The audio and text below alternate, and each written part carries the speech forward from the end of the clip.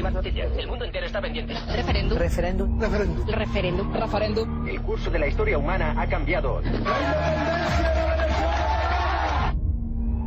Algunos españoles de Cataluña pierden el norte y se transforman y se convierten en lobos independentistas. Gastan mucho dinero para mantener aquí cuando podrían gastarlo en otras cosas. Pues dedique usted ese dinero a la sanidad y a hacer carreteras y no lo dedique usted a hacer embajadas. Al menos los mantienen separados de nosotros. A mí personalmente me levantan el estómago. Yo no quiero que se desmembre España. Estoy farta y me envasa de viure de Cataluña.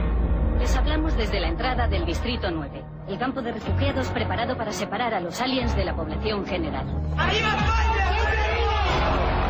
Nadie sabía realmente lo que era este sitio. ¿En Arenys se dice así? Busquen al monstruo. Hay muchos secretos en el Distrito 9.